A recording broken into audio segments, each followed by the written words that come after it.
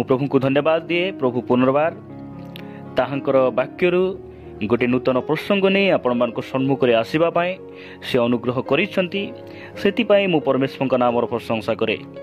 आज सेवा कार्य आपण समस्त को आंभ मान उद्धारकर्ता प्रभु जीशुख्रीष्ट नाम स्वागत जनाए। ख्रीष्टरे प्रिय भाई एवं भौणी माने आज आम जो प्रसंग उपरे कथबार्ता हेबा से प्रसंगर शीर्षक है जड़े ख्रीष्ट विश्वासी केउठारु सावधान रहिबा उचित। जड़े ख्रीष्ट विश्वासी भाव में केउठारु सावधान रहिबा उचित। यही प्रसंग उपरे आमे परमेश्वर वाक्य नहीं अल्प समय आमे कथबार्ता हेबा। प्रभु नाम धन्यवाद हो। प्रिय माने आमे अनेक समय रे अनेक गुड़ाई विषय ठारू सावधान न हेबारु आमे सतर्क न हेबारु समस्यार सम्मुखीन हेबाकु पड़ी थाए, दुखर सम्मुखीन हेबाकु पड़ी थाए, एपरिकी पापरे पतित हेबार मध्य संभावना पड़ी थाए। प्रभु जीशु ख्रीष्ट आमानकु से अनुयोग करिबा पाई चाहंती, परामर्श देबा पाई चाहंती जे आमे केउठारु सावधान हेबा। आसंतु आमे परमेश्वर वाक्यरू प्रथम विषय आमे देखिबा जे आमे जणे ख्रीष्टंकर लोक भावरे आमे ताहांकर जणे विश्वासी भावरे केउठारु आमे सावधान हेबा। प्रभु तांकर वाक्य जरिया रे से आम मानकु परामर्श देबा पाई चाहंती। प्रथम विषय आमे देखिबा मार्क लिखित सुसमाचार 8 अध्याय 15 पदरे प्रभु जीशु ख्रीष्ट एई प्रकार से कहंती। एठारे ए प्रकार लिखा जाए, परे जीशु सेमानंकु दृढ़ आज्ञा देले, सतर्क हुओ, फारुसी मानंक ओ हेरोदंक खमीर ठारू सावधान होई थाओ। प्रिय प्रभुंक लोक माने प्रभुंक नाम धन्यवाद हो। एठारे प्रभु जीशु ख्रीष्ट दृढ़ आज्ञार सहित गुरुत्वपूर्ण भाव अति महत्व भाव से आमानकु सतर्क करिबा पाई चाहंती जे हेरोदंक खमीर ठारू आउ फारुसी मानक खमीर ठारू सावधान होई थाओ। मु आपण मानकु फारुसी मानक खमीर विषय मु कहू नै, हेरोदंक खमीर ठारू आमे सावधान हेबार अछि।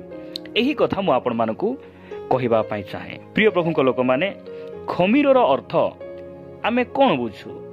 खमीर बोली कहिले पाप आ दुष्टता को बुझाए, जहाँकि यार उत्तर आमे प्रथम करंतिय 5 अध्याय 6 रु 8 पद मध्य आमे पाई परिबा।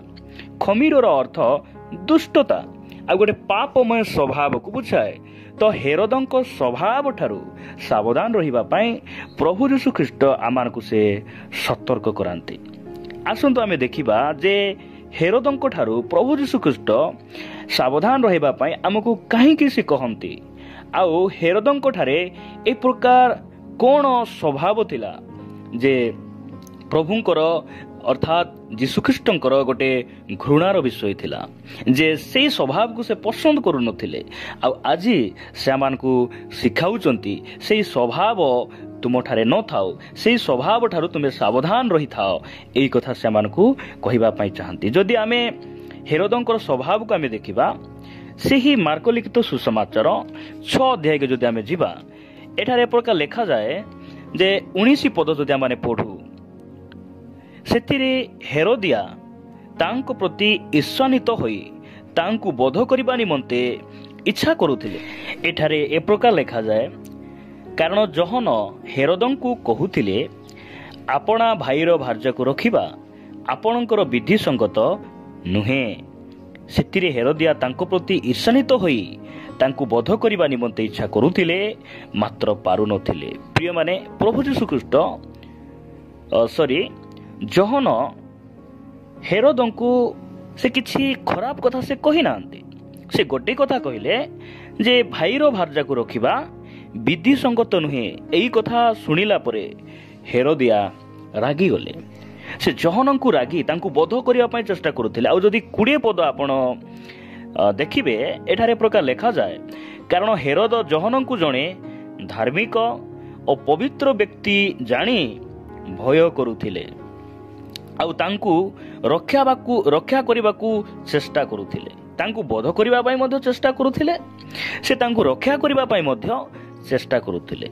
आपण बुझंतु जे एई स्वभाव कि प्रकार स्वभाव। आउ जदि तळकू पढ़िबे आपण ଏଠାରେ ଏ ପ୍ରକାର ଲେଖାଯାଉଛି, ପୁଣି ତାଙ୍କ କଥା ଶୁଣି ଅତିଶୟ ଉଦ୍ବିଗ୍ନ ହେଲେ ସୁଦ୍ଧା, ଯୋହନଙ୍କର ବାକ୍ୟକୁ ଶୁଣି ଭୟଗ୍ରସ୍ତ ହେଲେ ମଧ୍ୟ ତାହାଙ୍କର କଥାକୁ ଶୁଣି ଆଶ୍ଚର୍ଯ୍ୟ ହେଲେ ସୁଦ୍ଧା ଆନନ୍ଦରେ ତାହା ଶୁଣୁଥିଲେ। ସେ ଆନନ୍ଦରେ ଯୋହନଙ୍କର ବାକ୍ୟ ଶୁଣୁଥିଲେ, ତାଙ୍କୁ ବୋଧ କରିବା ପାଇଁ ମଧ୍ୟ ଚେଷ୍ଟା କରୁଥିଲେ। ସେଥିପାଇଁ ଏହି ପ୍ରକାର ସ୍ୱଭାବ ଠାରୁ ସେ ଆମକୁ ସାବଧାନ ହେବା ପାଇଁ, ସେମାନଙ୍କ ମଧ୍ୟରୁ ବାହାରି ଆସିବା ପାଇଁ ପ୍ରଭୁ ଯୀଶୁଖ୍ରୀଷ୍ଟ ସେମାନଙ୍କୁ ପରାମର୍ଶ ଦିଅନ୍ତି। ପ୍ରିୟମାନେ, ଯୋହନଙ୍କର ବାକ୍ୟ ଶୁଣି ସେ ମଧ୍ୟ ଆନନ୍ଦରେ ଗ୍ରହଣ କରୁଥିଲେ।